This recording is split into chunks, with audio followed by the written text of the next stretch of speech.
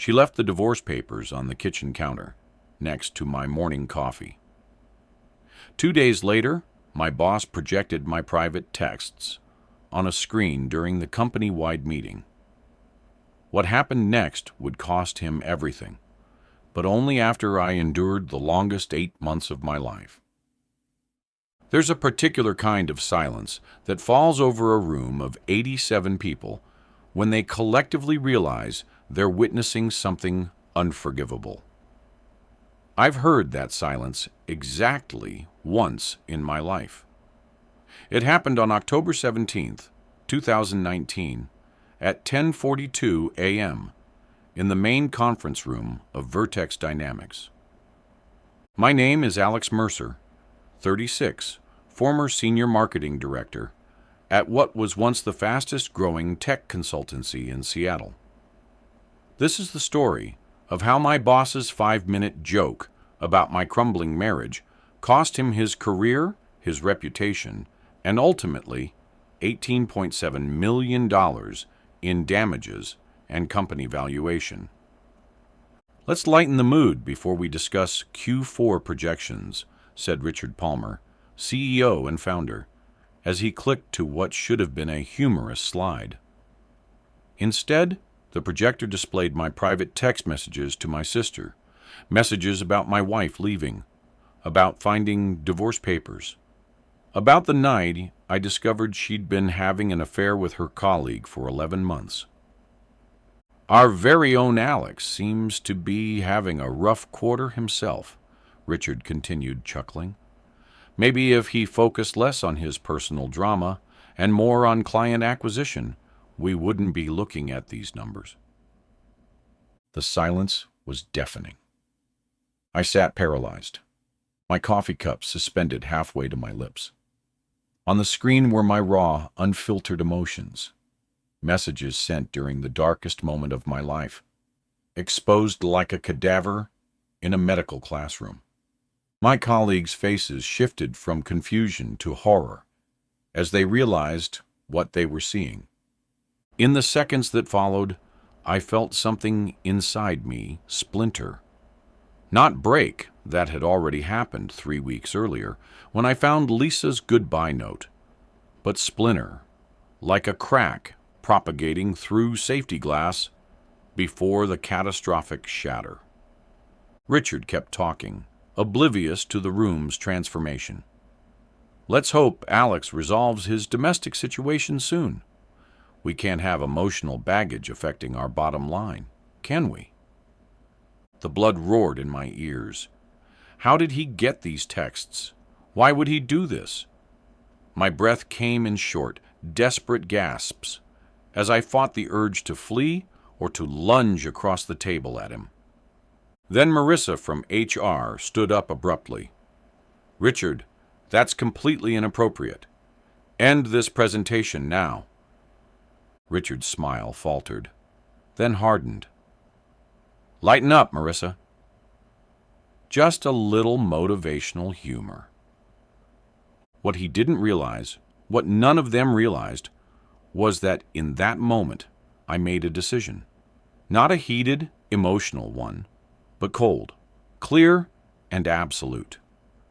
Richard Palmer had publicly humiliated me at my most vulnerable, and I would make him answer for it, legally, financially, and completely. But first, I needed to understand how he'd accessed my private communications. I walked out of that meeting in a fog, ignoring concerned glances from colleagues. Back at my desk, I examined my company phone. Nothing seemed amiss, but Richard's joke confirmed my growing suspicion. Vertex was monitoring employees far beyond what any privacy policy allowed. 2 nights before, I'd received an unusual notification, a momentary pop-up about background sync that disappeared too quickly to investigate. Now it made terrible sense. Later that afternoon, Marissa called me into her office, her expression grave. Alex, what happened today was inexcusable. HR is formally addressing it with Richard. She hesitated. Can I ask how he obtained those messages? I think the better question, I said quietly, is why our CEO is reading employees' private texts, and what else he might be accessing. Her face paled. That's not possible. We don't have surveillance software that invasive. But the evidence suggested otherwise.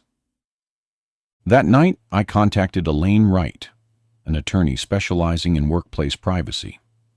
I described the incident in clinical detail, my voice never wavering despite the humiliation burning beneath each word.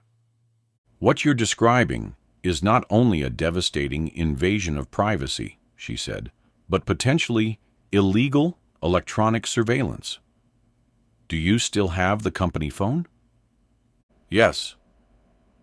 Don't reset it. Don't modify anything. And whatever you do, don't quit your job. That last instruction proved the hardest. Over the following weeks, Richard's attitude toward me shifted from mockery to calculated hostility. My projects were reassigned, my recommendations ignored. My performance suddenly found lacking in ways that conveniently appeared in my file after the meeting incident. He was building a case to fire me. Unaware, I was methodically building one of my own. With Elaine's guidance, I became a model employee, arriving early, leaving late, documenting every interaction. I purchased a personal phone for private communications and kept the company device as evidence, barely using it except when necessary for work. But the real breakthrough came 6 weeks later, when I discovered I wasn't Richard's only victim. Maria Chen, our lead developer, approached me hesitantly by the coffee machine. Is it true you're looking into company surveillance? She whispered. It turned out Richard had a pattern. Maria had faced similar intrusions after requesting medical leave for cancer treatment. Jonathan from accounting had his performance questioned after texting his husband about interviewing elsewhere. 5 others came forward with similar stories once word spread. We documented everything through our personal devices, building a case while appearing to be model employees. Through careful investigation, we identified the surveillance software Richard had authorized, an enterprise security tool with capabilities that extended far beyond legitimate business needs, installed without proper disclosure. For 8 months, I lived a double life. By day, I was the increasingly marginalized marketing director, watching my career at Vertex systematically dismantled. By night, I worked with Elaine and 7 colleagues to document every privacy violation, every instance of retaliation, every breach of employment law. The strain was immense. My sleep fragmented. My appetite vanished. The divorce proceedings continued in parallel, a separate but equally consuming source of grief. There were moments I questioned whether this protracted battle was worth it, whether I shouldn't just walk away and start fresh somewhere else. Then Richard made his final mistake. During a leadership meeting, he pulled up my personnel file on his laptop, which was connected to the room's screen. Visible in his browser tabs was a folder labeled Surveillance Logs, Marketing Team, and a document with my name. Before he could close it, I snapped a photo with my personal phone. That evening, I sent everything to Elaine. 3 days later, we filed a comprehensive lawsuit against both Richard, personally, and Vertex Dynamics as a corporation, for invasion of privacy, hostile work environment, emotional distress, and illegal surveillance. The company's attorneys initially dismissed our claims as disgruntled employee exaggerations. Then we presented the technical evidence. Timestamps matching the surveillance software installation with the unusual notifications, documented examples of information Richard could only have obtained through illegal monitoring, testimony from 7 employees with similar experiences, and the damning photo of Richard's own screen. Their tone changed dramatically. Richard was forced to take a temporary leave of absence while the board conducted an internal investigation. 3 weeks later, that absence became permanent. The Seattle tech community reacted swiftly. Clients began withdrawing. Job candidates declined interviews. Vertex's stock dropped 22% in a single day. The settlement discussions were remarkably brief. Facing catastrophic legal exposure and reputational damage, Vertex offered an $18.7 million settlement to be divided among the 8 plaintiffs, along with sweeping policy changes, leadership restructuring, and public accountability measures. I received the largest portion, $4.2 million, for being both the initial target and the catalyst who brought the others together. After attorney fees and taxes, it was still enough to secure my financial future. The day the settlement was finalized, I walked out of Vertex's glass offices for the last time. The sky was that particular Seattle gray that threatens rain, but never quite delivers. I felt neither triumph nor joy, just a quiet, bone-deep relief that justice had been served. Richard never recovered professionally.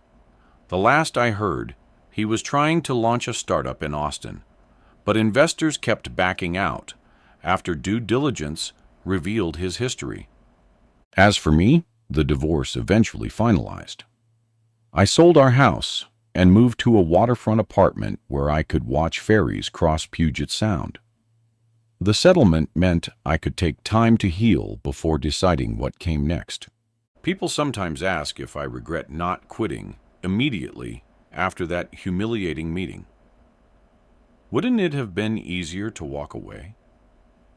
Perhaps, but some violations demand accountability, not just for personal vindication, but to protect others who might suffer the same fate. There's power in transforming victimhood into advocacy, in refusing to let someone's cruelty define your story, in standing your ground even when every instinct screams for escape. That morning, when Richard projected my private pain for everyone to see, he believed he was demonstrating his power.